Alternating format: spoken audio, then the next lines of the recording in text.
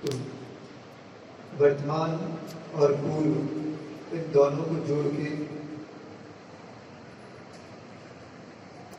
और उसके उपरांत कुछ यादें या स्मृतियों को पुनः ताजा कर लेते हैं।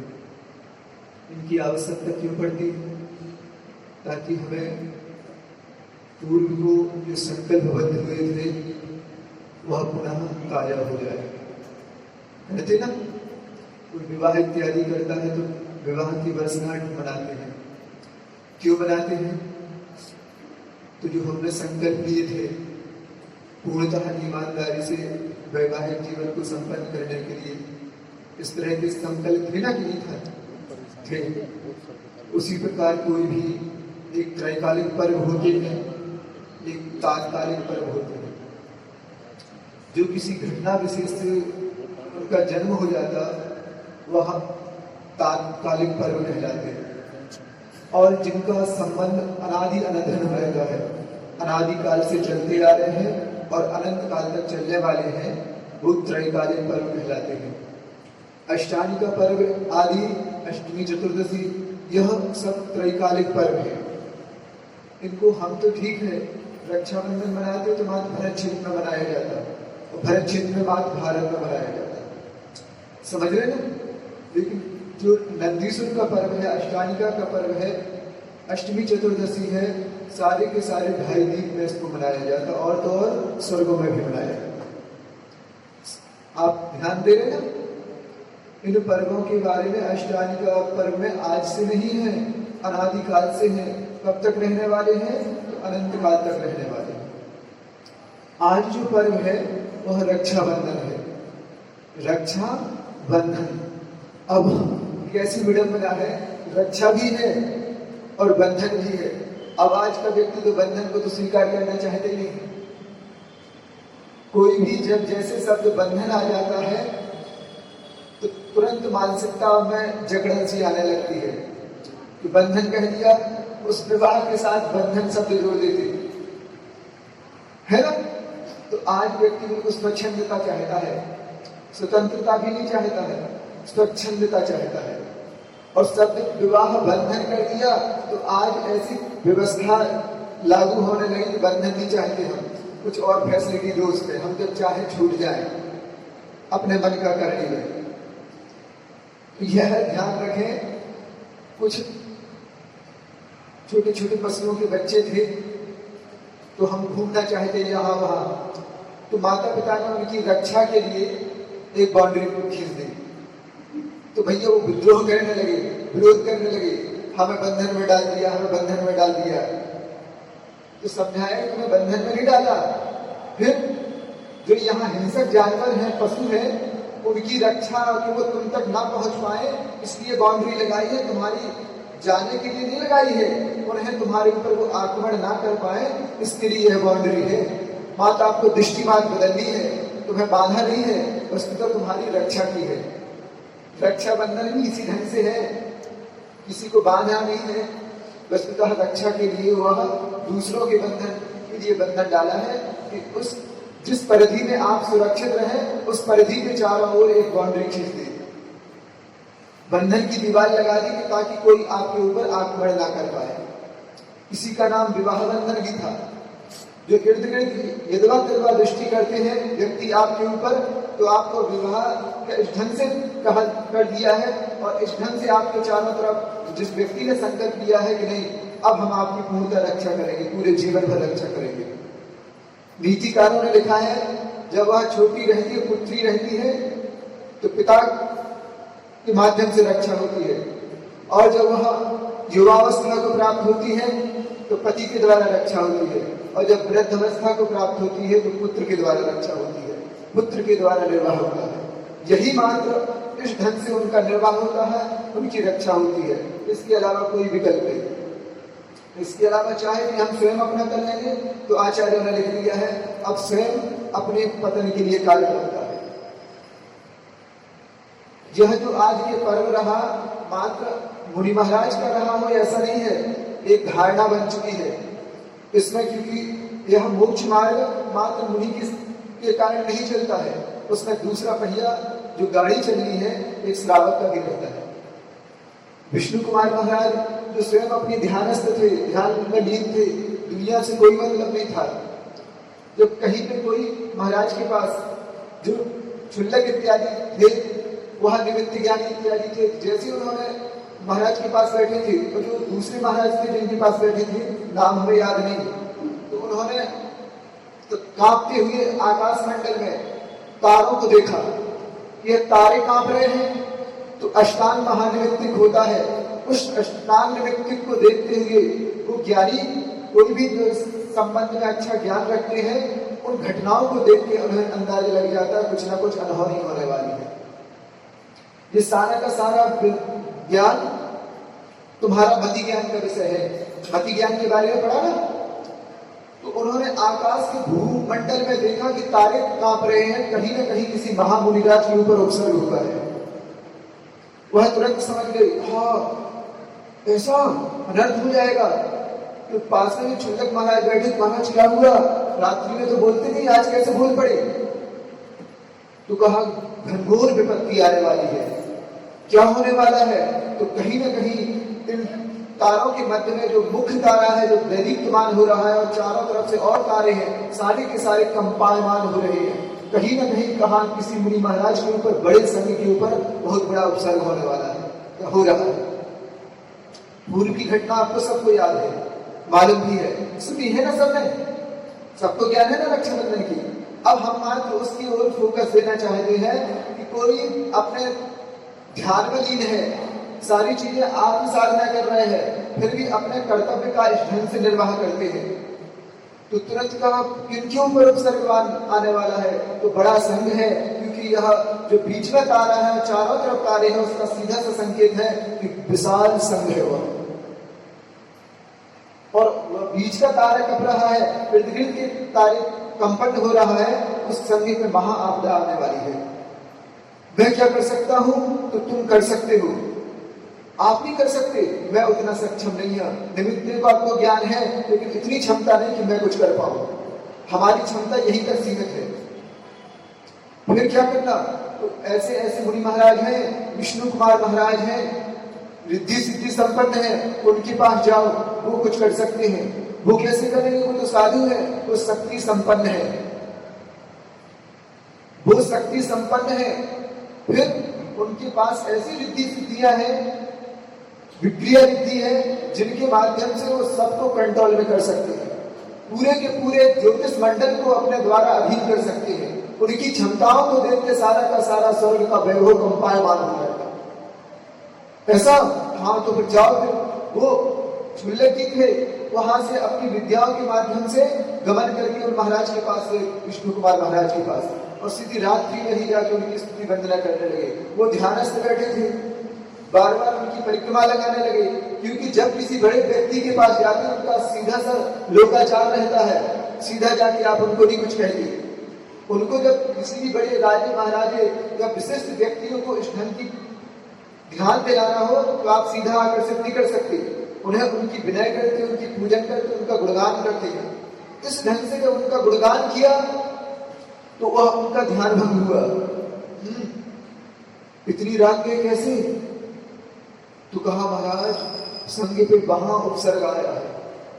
उपसर्ग आया, मैं क्या कर सकता हूं? आप कर सकते हैं। मुझ में तो ऐसा कुछ है नहीं है, आपके पास संपन्नता है ऐसी, आप रिद्धि सिद्धि संपन्न है। हमें स्वयं मालूम नहीं कि हम रिद्धि सिद्धि संपन्न है। हाँ महाराज, आपके पास है, हमारे महाराज ने कहा है, गुरुदेव ने कहा है, आप कर सकते हैं उनकी रक्षा। कैसे? तो आप विक्रिया रिद्धि संपन्न है। जैसे मुनि महाराज ने अपना हाथ बढ़ाया आगे, वो सारा का सारा मानशुक्र पर्वत पर फैल गया। पूरे ज्योतिष मंडल को जैसे गुजरा तो सारा का सारा ज्योतिष मंडल सूर्य चंद्रमा के अधीन रहने वाले देवी देवता हिल गए कि यह क्या? सारे के सारे कंपायमान से हो गए। इतनी कोई रिद्धि सिद्धि संपन्न, यह किसी से भी रुकने वाले नहीं। उन्हें याद हुआ कि ऐसे किया जा सकता है। फिर वहां बस अब आपको आशीर्वाद है, अपने स्थान जाओ। अब हमें क्या करना, हम अपने हिसाब से कर लेंगे। सारी बातें आपको बताएं जरूरी थोड़ी है, वह जानते हैं किस विवेक से करना है हमें। और उन्होंने एक दो तरह की बात आती है आगम में। कि उन्होंने मुनि अवस्था में उपसर्ग को टाला, और एक मत आता है कि उन्होंने एक बौने व्यक्ति का रूप धारण किया, क्योंकि युक्ति से ढंग से किया, तो दिगंबरत्व का त्याग किया और जाके एक बौने व्यक्ति के रूप में उस जिस हवन यज्ञ में उन 700 मुनि महाराज के ऊपर उपसर्ग आया था, वहां जाके कहते हैं भिक्षाम देही भिक्षाम देही। अब उपसर्ग करने वाला कौन? तो उसी का रूप बना के गए, उसी के पक्ष का गए, तो कहा भिक्षाम देही। अरे तुम इतने छोटे से ब्राह्मण, क्या चाहते हो, बोलो मांगो। हाँ मांगता तो हूं, देना पड़ेगा, उसके लिए कटिबद्ध हो जाओ, नियमबद्ध हो जाओ, जो मांगूंगा दूंगा। अरे क्या मांग लोगे तुम, इतने छोटे से हो तुम, इतनी ऊंची बात करते हो कि जो मांगो देना पड़ेगा, संकल्प लो। हाँ ऐसा ही करना है, क्योंकि मैं इसी तरह का हूं। एक बार संकल्प में बंध जाओगे तो तुम्हें अपनी चुकानी पड़ेगी। ठीक है, तो मैं जल की धारा छोड़ो, यह जल की धारा पूर्वक संकल्प लेता हूं कि जो तुम मांगोगे वो दूंगा। क्या मांगते हो? तो बस कुछ नहीं, हमारे पैर से नपी हुई 3 पग जमीन दे देना। इतनी बस, इतनी देर ऊंची ऊंची बातें कर दो, मांगने को मांगा तो मांग, इतना सब मांगा। तो बस आप तो संकल्प लो, जवान के पक्के हो ना, संकल्प के पक्के हो ना। हाँ बिल्कुल पक्का हूं, तो फिर धारा छोड़ो जल की, और संकल्प लिया उन्होंने कि नहीं, आपने जो मांगना है उसकी पूर्ति मैं करूंगा, नहीं तो जिस ढंग से आप ले सकते ले लेना। जैसे उनके सामने यह संकल्प हुआ, बस संकल्प हुआ और उन्होंने अपनी विक्रिया का प्रयोग शुरू कर दिया। एक पद को धारा तो सीधा विजयात पद को लांग गया, दूसरे पद को जैसे ही धारा तो सीधा मानसोत्तर पर्वत पे ऊपर आ गया। सारा का सारा ज्योतिष मंडल धड़-धड़ कांपने लगा। एक रिद्धि सिद्धि मुनि की संपन्नता जो इतनी रहती है, उतनी देवताओं के पास भी नहीं रहती। अगर एक शुद्ध आचरण करने वाले मुनि महाराज हैं और रिद्धि सिद्धि अगर उनमें प्रकट हो गई, इतनी क्षमताएं बढ़ जाती है कि सारा का सारा देवलोक का वैभव भी लग जाए उस रिद्धि सिद्धि संपन्न में, तो इनके बारे में नगण्य जैसा काम रहता। जैसे उन्होंने मानसोत्तर पर्वत के ऊपर अपना पैर रखा, तो थर-थर कांपने लगा पूरा का पूरे, जितने भी व्यक्तर हैं, ज्योतिष हैं, भवनवासी हैं, सारे देवता आपके चरणों में खड़े हो गए, भगवान रक्षा करो रक्षा करो, त्राही माम त्राही माम। अब कहा कि तीसरी तक भूमि कहां दोगे, तुम्हारी मर्यादा जितनी थी मानसोत्तर पर्वत की थी, मैंने रख लिया पैर, तीसरा पग कहां रखा, तीसरा पग कहां रखूं? तो चरणों में तीनों की तीनों, 3 थे कि 4 थे? 4 थे, वो तीनों के चारों लौट गए। बताओ भगवान क्या गलती हो गई मुझसे, इतना बड़ा अपराध कर दिया है तुमने। ये मुनि महाराज है, तुम्हारा क्या बिगाड़ा था तुमने, इन्होंने तुम्हारा क्या बिगाड़ा था जो इस ढंग से किया तुमने, क्षमा कहो। फिर उनके जो विष्णु कुमार के स्वयं भाई थे, जो देश के राजा थे, उनको बुलाया गया, तुमने ऐसा अनभिज्ञता का काम कैसे किया, कैसे अपात्र को दे दिया, अपना राज्य एक अपात्र को सौंपा कैसे, गलत हाथों में सौंप दिया, उसका यह परिणाम है कि आज इतने बड़े संघ के ऊपर उपसर्ग आ गया। ये तो अज्ञानी है, कहीं इनकी भी बात मानी जाती है। राजा रहता है वो अपनी देह के ऊपर भी भरोसा नहीं करता है, तुमने लोगों के ऊपर भरोसा कैसे कर दिया। उस समय जब सबको लताड़ दिया, सारे श्रावकों को लताड़ दिया, तुम सब अपने कर्तव्य से विमुख हो गए, सारी के सारी कान पकड़ने लगे, भगवान गलती हो गई, इतना बड़ा उपसर्ग इतने 700 मुनि महाराजों के पास तुम्हारे होते हुए हो गया, तुम्हारी उस जिंदगी पे लानत है, स्वयं अपने कर्तव्य से विमुख हो गए। यह मोक्ष मार्ग दोनों की सहायता से चलने वाला था, एक की क्यों इग्नोर कर दिया तुमने, अपने कर्तव्य को क्यों नहीं समझा। सबकी आंखों में आंसू की इतनी गलती भी हमसे हो गई, राजा भी आंखों से आंसू बहाने लगा। वे तीनों के तीनों जो मंत्री थे, प्रहलाद, नहुषी और बृहस्पति है, यह 4 जितने हो, यह ढंग के जो मंत्री थे वो क्षमा मांगने लगे कि हमसे बहुत बड़ी गलती हो गई, अहंकार की वशीभूत ऐसा हो गया। उस दिन सारे श्रावकों ने संकल्प बांधा था कि मैं अब संकल्प लेता हूं, अब कभी भी मैं कुछ भी हो, इस दिगंबरत्व की रक्षा मेरे द्वारा होगी। सुन रहे ना, वह संकल्प सूत्र था कि मेरे द्वारा दिगंबरत्व की रक्षा होगी। आज वो संकल्प सूत्र क्या उसी ढंग से पालन करना है कि उसकी दूसरी की भी आवश्यकता है कुछ? आप ही फिर से एक सूत्र बांध लोगे, हम महाराज की रक्षा करेंगे, कर पाओगे क्या? बोलो, नहीं कर पाओगे। आज जो विडंबना खड़ी हो गई है, हर तरह हमेशा एक जैसी मुसीबत आज जरूरी नहीं है। आप इतिहास को देखो, एक महाराज हुए आचार्य वृषभ, यति वृषभ महाराज। हुआ यूं कि वहां के राजा दूसरी संप्रदाय को मानने वाले थे, व्यक्ति के किसी धर्म को दूसरे को मानने वाले थे। जब यति वृषभ महाराज पहुंचे तो महाराज के पास वहां के राजा पहुंचे और कहा कि महाराज कुछ शंकाएं हैं, आप हमारे नगर में प्रवेश तो कर गए, लेकिन जब तक हमें संतुष्ट न कर दोगे, हमारी उन शंकाओं का समाधान न करोगे, हम आश्रय न दे पाएंगे आपको। पूछा क्या है? तो जब शास्त्रों की गूढ़ अर्थ को खोला तो वह सारे के सारे समाधान राजा को प्राप्त हो गए। उस दिन वह पूरा का पूरा डाइवर्ट हो गए, उन मुनि महाराज का भक्त बन गया, भक्त बन गया। उन यति वृषभ आचार्य महाराज थे, बड़ा संग था, भक्त बन गया। और कुछ दिनों बाद जब निरंतर स्वाध्याय की प्रक्रिया चलती रही तो अपने आप उसने श्रावक के व्रत और क्रम से साधु बन गए, मुनि महाराज बन गए, अपने राजा पुत्र को राजा बना दिया और इस ढंग से स्वयं राजा बन गए। अब जिनको दूसरे धर्म को मानने वाले थे, संप्रदाय को मानने वाले थे, वह ईर्ष्या के वशीभूत हो गए कि अभी तक तो राजा हमारी मानने वाला था, आज तो इन साधुओं का हो गया। इस ईर्ष्या के वशीभूत हो गए, उन्होंने क्या किया? तो वहां पे एक दिगंबर साधु में से एक व्यक्ति को तैयार किया और पुनः वहीं जाके दीक्षित हो गया उसी संघ में। एक दिन हुआ यूं तो पूरा संघ आहार करने को गया था। एक तो यति वृषभ महाराज भी गए थे और दूसरे यह राजा इत्यादि नहीं गए, और जो इनके राजा बन गए थे पुत्र। तो एक दिन जब यति महाराज, जो मुनि महाराज थे उनका उपवास था और दूसरे उपवास था इनका जो कपट से मुनि महाराज बने थे, जो दोनों मात्र संघ में थे। उस समय वहां के राजा दर्शन करने के लिए उन मुनि महाराज के पास आए, दर्शन करने के लिए आए। वो तो ध्यानस्थ थे और जैसे देखा इन्होंने कि अब संघ में कोई नहीं, सब मुनि महाराज आहार करने को गए, उन्होंने इतनी बड़ी कटार से या शिला से राजा ने नमोस्तु किया आचार्य महाराज के लिए, इतनी बड़ी शिला उन्होंने राजा के सिर पर दे मारी। वो राजा तुरंत ढेर हो गए, ढेर हो गए। तो जैसे महाराज आचार्य महाराज का नेत्र खुला, ध्यान खुला, ये क्या हो गया? तो ये महाराज ने मार दिया। तो फिर गौर किया कि संघ के साथ थे, इस ढंग का कृत्य किया और तुरंत कपट से आगे दीक्षित ली है उन्होंने, और जाके तुरंत वो दौड़ लगा दी, उन्होंने अपना कपड़ा वपड़ा पहना और दौड़ लगा दी। तो यह देख के वो यति वृषभ महाराज को बहुत बड़ा धक्का लगा।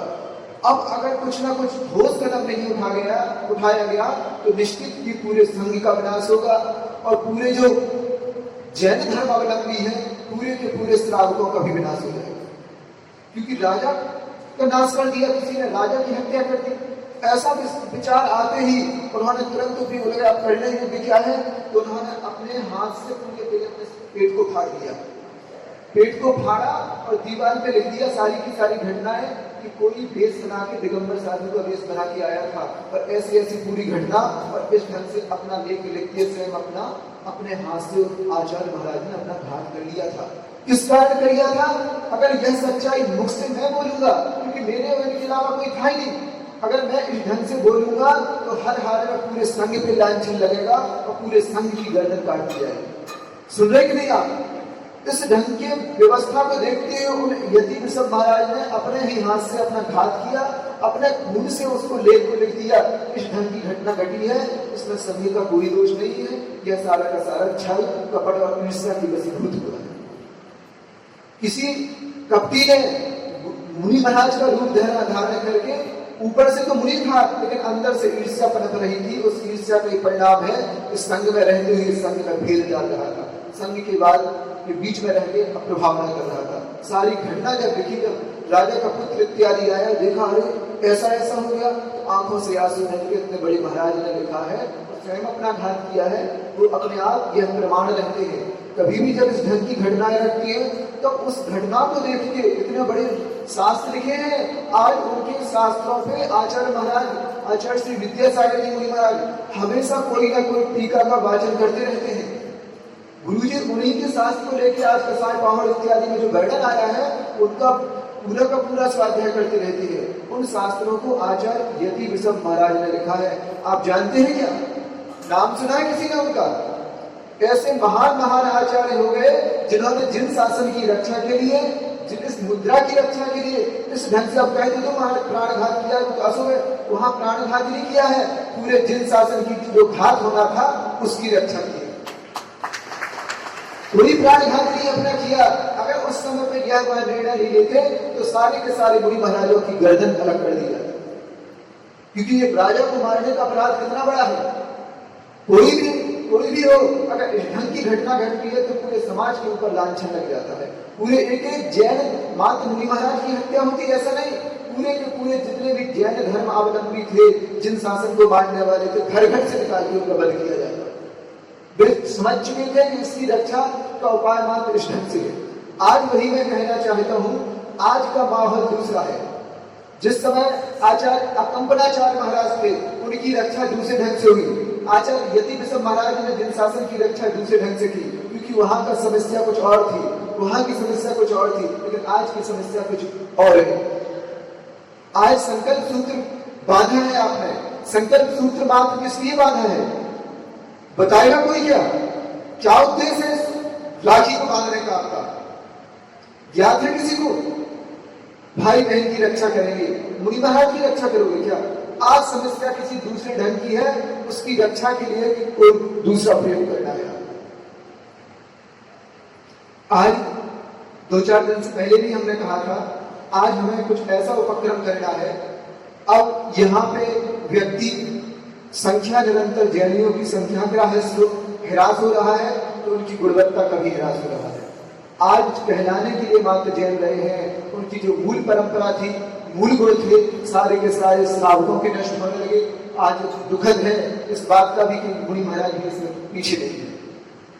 क्षमा चाहूंगा, क्योंकि सच्चाई यह है, इतना सिद्धाचार्य श्रावक हो चुका है और साधु हो चुके हैं, दोनों उस परंपरा को बिल्कुल भूल चुके हैं। कितनी अपने प्राणों की आहुति देकर भी इस परंपरा की रक्षा की है साधुओं ने और श्रावकों ने, लेकिन आज दोनों के दोनों इस परंपरा की ओर बिल्कुल भी लाजवान नहीं है।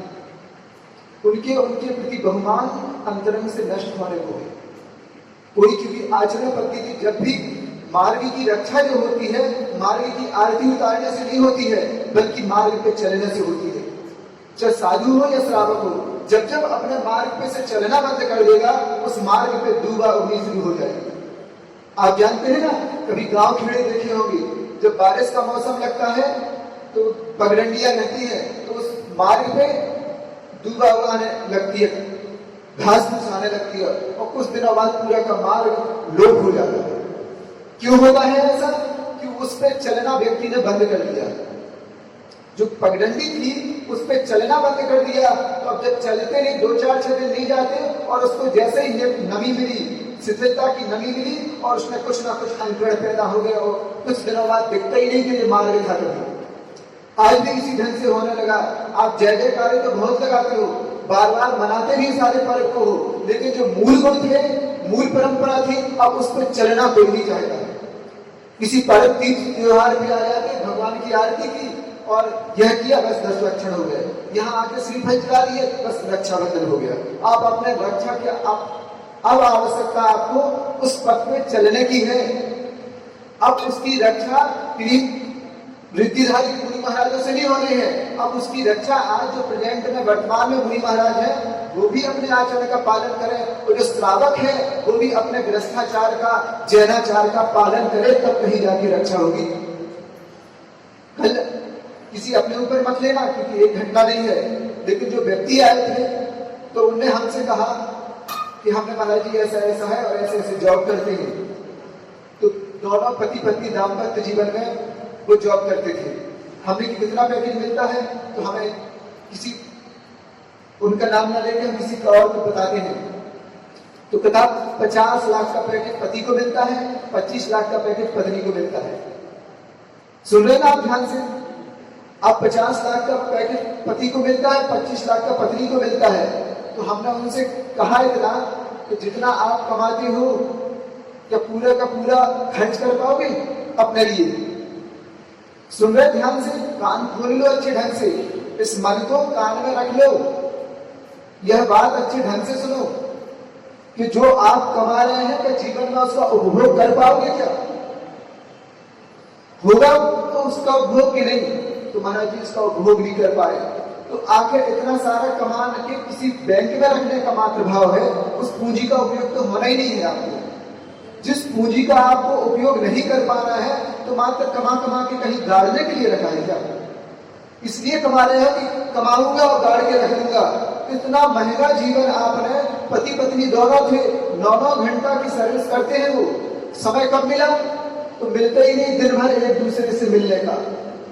रात के अंधेरे में आ जाते और सुबह उजाला जैसे हुआ, फुर्र से उड़ गए दोनों के दोनों। कब आके वहां रहन बसेरा किया कोई पता नहीं। तो संतान है कि नहीं? तो बताया महाराज कोई संतान नहीं है। क्यों नहीं है? तो 27-28 वर्ष में तो विवाह हुआ और सोचा कि इतने जल्दी अब अच्छे भोगो, ढंग से भोगो। तो 2-3 साल संतान को जन्म नहीं दिया। आज कंडीशन है चाहते हुए संतान को जन्म दे नहीं पा रहे, इलाज चल रहा है। आपने किया क्या है?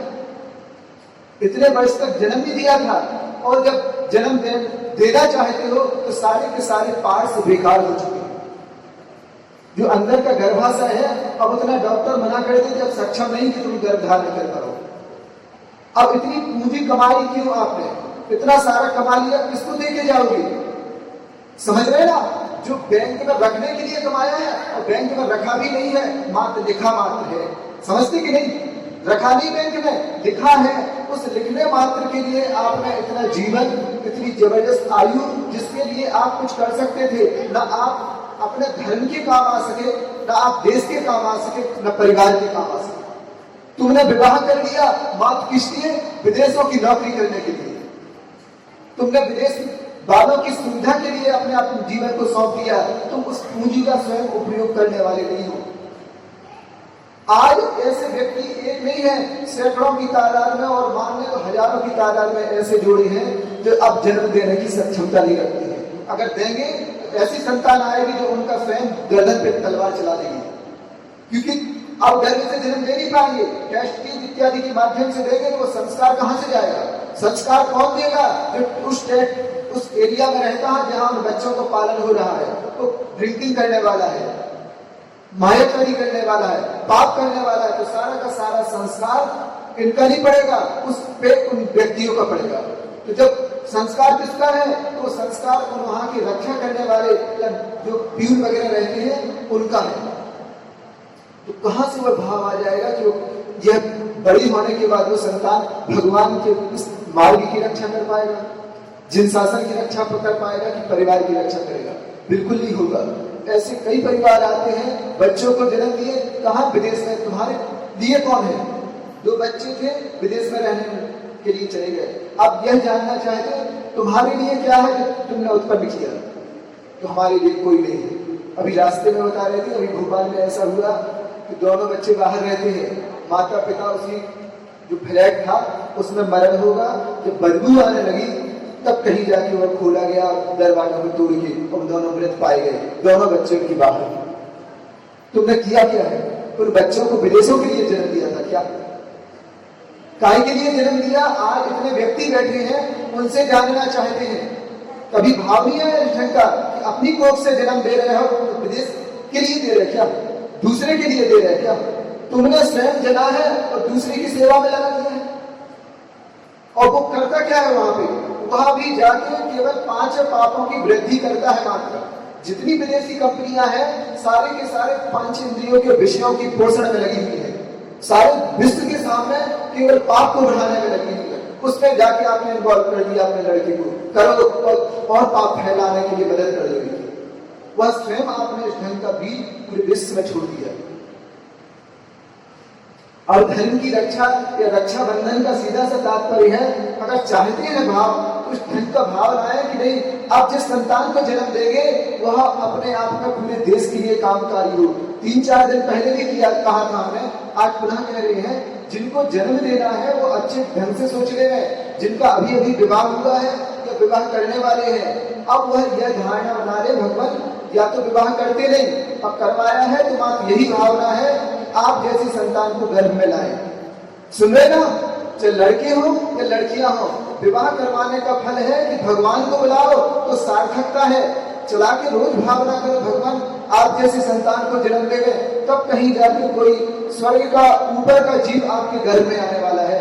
अन्यथा कोई नरक से निकलने वाला जीव आपके गर्भ में आ जाएगा तो बिल्कुल पक्का मानो आपका पूरा जीवन कष्ट में हो जाएगा। शुरू से बचपन से कई लोगों को साथ में लाएगा वो, इसलिए अच्छे ढंग से रोज पवित्रता के साथ नहीं, भगवान अब हमें जन्म देना है तो ऊपर के स्वर्ग को बुलाओ, जो ऊपर के स्वर्ग का जीव है वो आपके घर में आएगा, इतना पुण्यवान रहेगा कि आपके घर में या घर में आने से आपकी सारी विपत्तियां स्वयं हर लेगा, दूर हो जाएंगी। इस तरह की रक्षा बंधन करने का भाव किसी का बनता है क्या कि इस तरह से धर्म की रक्षा कर पाएंगे? कोई तैयार होता है ऐसा संकल्प सूत्र बांधने के लिए? अभी पहले के अंदर इन्हें सूत्र बांधना है, आपकी पिछी में बांधेंगे, इस तरह का सूत्र कोई बांधेगा क्या कि हमारे द्वारा धर्म की रक्षा होगी? हम नहीं चाहते कि आप उसको मुनि बनाओ, कोई दिक्कत नहीं, लेकिन श्रेष्ठ श्रावक इस ढंग से बना दो कि वह श्रावक पूरे आपके समाज में रहे, तो उसके पुण्य से कोई व्यक्ति कहे नहीं, जिन्हें भगवान को मानने वाला या जैन व्यक्ति इतना जबरदस्त पावरफुल है कि अपने आप उसके ओर कोई आंख उठा के न देख पाए। तैयार है क्या कोई ऐसे बंधन बांधने के लिए? मानसिकता है किसी की इस ढंग का संकल्प सूत्र बांधेंगे कि अपने संतान को ऐसा जन्म देंगे कि वो पूरे धर्म की रक्षा के लिए कारण बनेगा, कि केवल धागा मात्र बांधेंगे, झूठा झूठा? कोई मानसिकता बनाने के लिए तैयार है क्या इस ढंग की संतान को हम जन्म देंगे? एक व्यक्ति भी अब साहस नहीं कर रहा है कि विवाह करवाने के बाद महाराज हम बिल्कुल अच्छी संतान को जन्म देंगे, नारकियों को बुलाओगे कि देवताओं को बुलाओगे?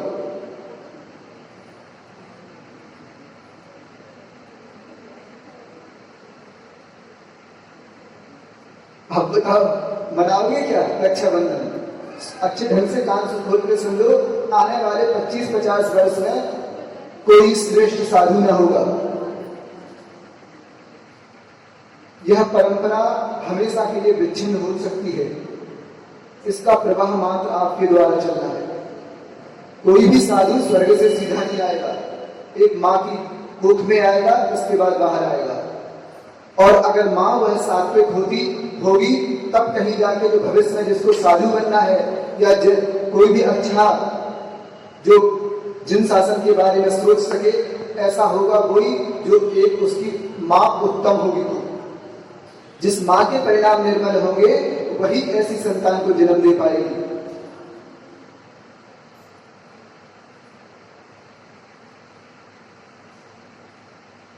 बुरा लग गया क्या?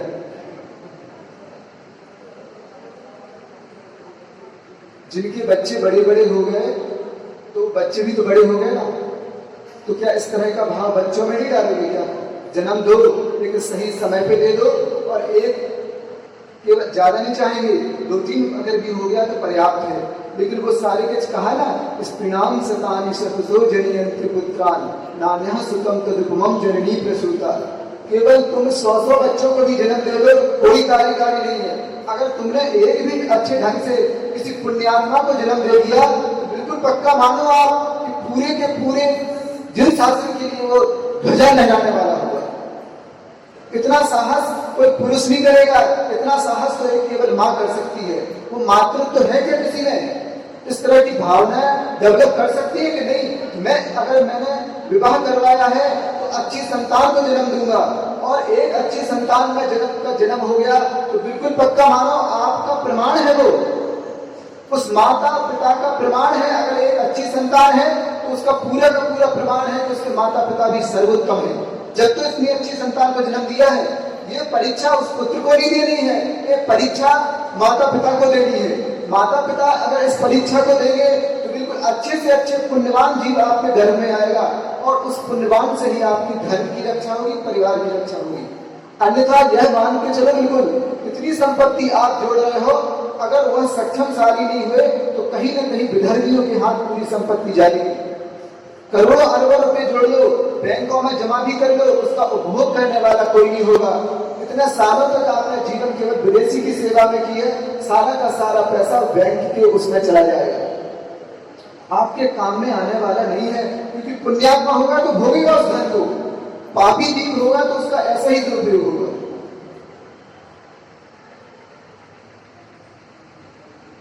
इस ढंग की अगर कोई साहस कर पाए, इस विषय में सोच पाए, क्योंकि सबसे बड़ी अभी महंगी आवश्यकता है तो मात्र आपके द्वारा ही पूर्ति होगी। वो अब नए सिरे से केवल इसी बात को सोचना है कि जो जिनको जन्म देना है बस हर हाल में पुण्यवान को जन्म देना है। किसी से नहीं कह रहा हूं कि अलग से ब्रह्मचर्य व्रत ले लो, तुम बिल्कुल जन्म दो, विवाह भी करवाओ, उस विवाह का फल मात्र इतना हो कि उससे आचार्य महाराज जैसे संतान को जन्म दोगा। ताली बजा दी। एक व्यक्ति ने भी कहा, इतना साहस अपने अंतरंग से नहीं कर रहा है कि नहीं महाराज इसमें अब हम सोचेंगे पूरे समाज का व्यक्ति किस ढंग से दिशा देनी है। आज पूरे देश को बर्बाद करने के लिए कोई ग्रुप खड़ा है कि पूरे देश की हानि करने के लिए, वो तो कटिबद्ध है, लेकिन आज अच्छा करने के लिए आज एक ऐसा व्यक्ति खड़ा नहीं होता कि नहीं महाराज मैं समाज का ठेकेदार हूं, इस तरह का माहौल बनाऊंगा। सारा का सारा के महाराज का ठेका है। महाराज तो कुछ एक दो महीने और निकलेंगे, चातुर्मास हो जाएगा, निकल जाएंगे, लेकिन आने वाली स्थिति क्या होगी। आज मैं इतना साहस करता हूं कि अगर कहीं विडंबना उत्पन्न हुई तो मैं संलेखना धारण करने के लिए तैयार हूं, लेकिन पूरी समाज का क्या होगा। आप कोई ऐसा साहस नहीं कर सकते कि नहीं महाराज आज हमने पूरी स्त्री पर्याय पाई है या पुरुष पर्याय पाई है तो हर हाल में ऐसी संतान को जन्म दूंगा जो केवल जन शासन की नहीं पूरे समूचे देश की और समाज की रक्षा करेगा। इतना साहस नहीं है किसी का। क्या गौरव करते हो आप नौकरी करने के लिए हम कंधे से कंधे मिला के खड़े होंगे, इतना साहस नहीं होगा कि ऐसी संतान को जन्म दे देंगे पूरे देश के लिए कार्य बनेगा। तुम करोगे तो मात्र इतना सा कर पाओगे, अगर तुम्हारी संतान करेगी तो पूरे देश का राजा बनने की उसमें योग्यता होगी। नहीं होगा क्या। तुम इतने पैकेज के लिए हाथ दौड़ाते हो, जबकि वह अगर आप अच्छे ढंग से 6 महीने पहले से विचार करने लगोगे कि हमारी जो संतान होगी वो इस देश की राजा बनेगी तो संभव ऐसा ही संभव है, ऐसा आगम्य वर्णन है। बिल्कुल ऐसे पूरा का पूरा खून जैसे ठंडा हो चुका है। पाप के लिए बिल्कुल अग्रसर रहते हो, हर कुछ कर लेंगे, लेकिन एक बार भाव ऐसा नहीं जाएगा कि नहीं स्त्री बना हूं, पुरुष बना हूं, विवाह भी करवा रहा हूं तो उसके फल स्वरूप मैं बिल्कुल अब की बार कोई ऐसा साहस नहीं करता कि नहीं ऐसी ही संतान को जन्म दूं। भोगों कितने भोग भोगने हैं, लेकिन जब संतान को जन्म देने का समय आए तो उस समय मात्र मानसिकता बना लो कि पूरी विधि से जैसे तीर्थंकरों का जन्म हुआ है उसी विधि से जन्म देंगे। इतना बात कर लो, 1-2 संतान को अच्छे ढंग से जन्म दे दो तो बहुत बड़ा पूरे देश के ऊपर उपकार होगा, भगवान की परंपरा पे उपकार होगा आपका। इतना साहस नहीं बनता क्या। अगर इतना भी साहस नहीं बनता है तो लानत है आपकी ऐसी जवान पे, इस खून पे लानत है कि जो इतना साहस न कर पाए कि अच्छी संतान को जन्म दे पाए। तो तुम्हारे उस पौरुषत्व का लाभ क्या है। क्यों कहते हो कि तुम पुरुष हो। उस पौरुषत्व का लाभ है जब आप अच्छे ढंग से भगवान जैसी संतान को जन्म दो। अगर इतना नहीं कर पाते हो तो तुम दुर्गति में ही जाने वाले मात्र हो, क्योंकि तुमने इतना स्वीकार कर ही नहीं पाया है। आगम में स्पष्ट लिखा, जब वह संतान को जन्म नहीं देते हैं तो अपने आप कहते हैं कि भगवान दीक्षा दे।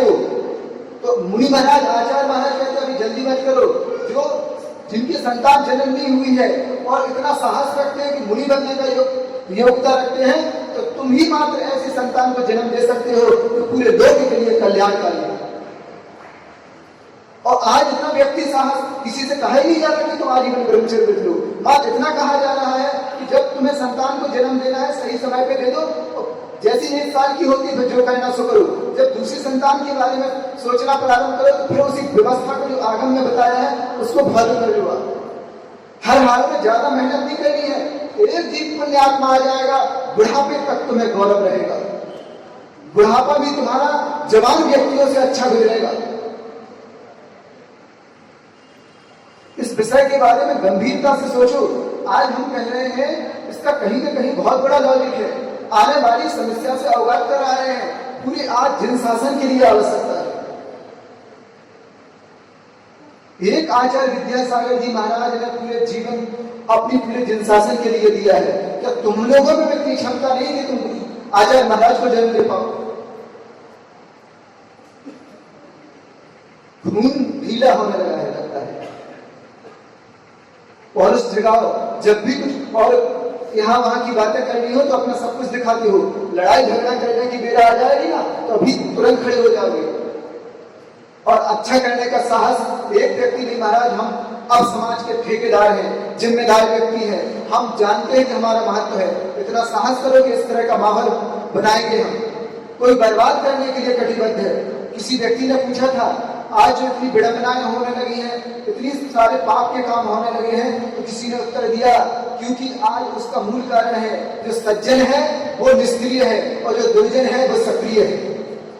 तुम निष्क्रिय हो चुके हो, जन्म लेने के बाद भी, धनाढ़ होने के बाद भी उसका ढंग से उपयोग नहीं करते हो, और जो दुर्जन है वो सक्रिय है, पाप को बढ़ाने के लिए वो कटिबद्ध है। तुम केवल अच्छे संतान को जन्म देने के लिए साहस नहीं कर पाते।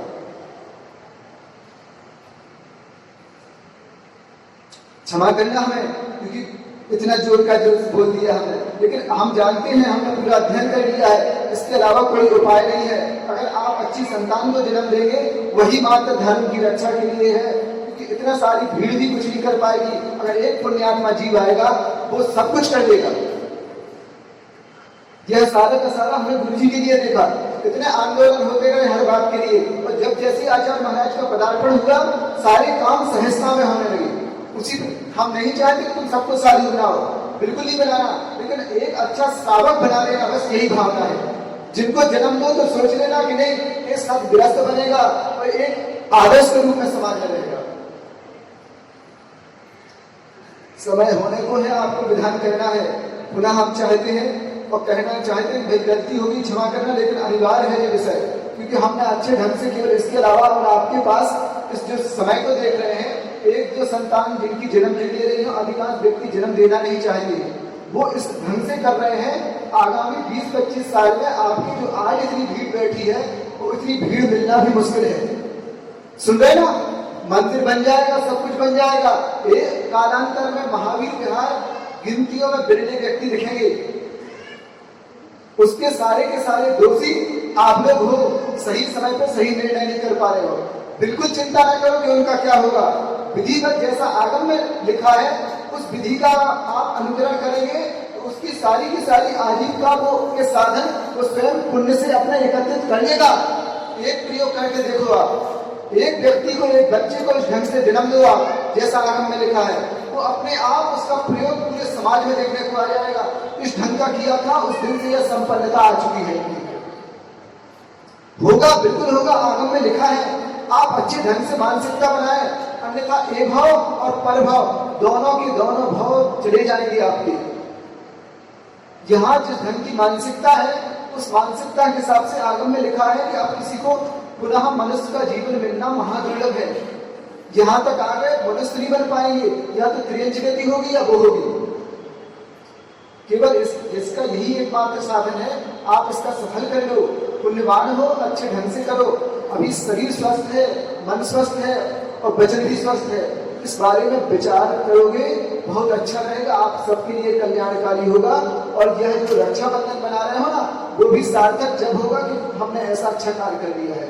अब कुछ गलती होगी तो सबसे क्षमा हो आचार्य भगवान श्री विद्यासागर जी महाराज की बुद्धि समाधि परिणाम सिद्धि स्वात्मोपलब्धि शिक्षा की सिद्धि चिंतामणि चित्तवस्त्राणि तो अमंड मानस निवास देव।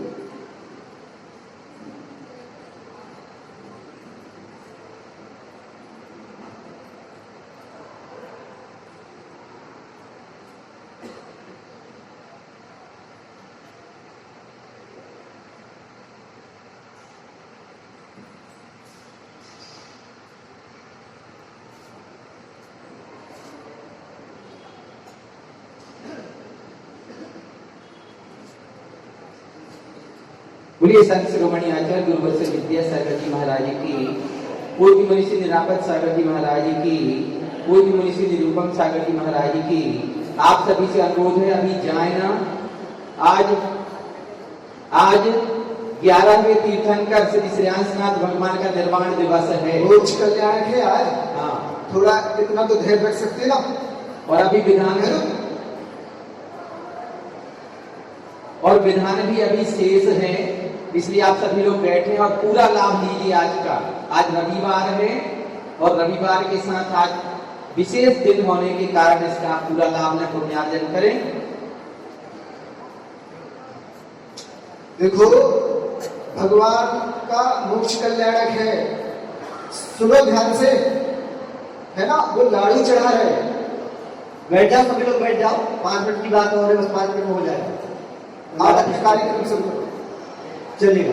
जय बोले श्री रामचंद्र भगवान की, भगवान के लोक कल्याण महामहोत्सव की।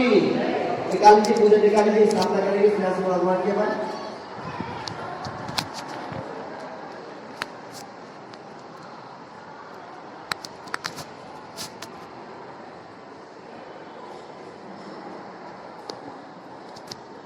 विमलचंद्र को विमला सुवर्ण श्रेया सिद्धार्थ जैन सिंह गुरु जन में सकल हरियाण और वंदन संदेश के शरण आयोगे आपो जन जो पूर्ण में तारे ओम विजय सर्वे रात्रि हो हो सौत्या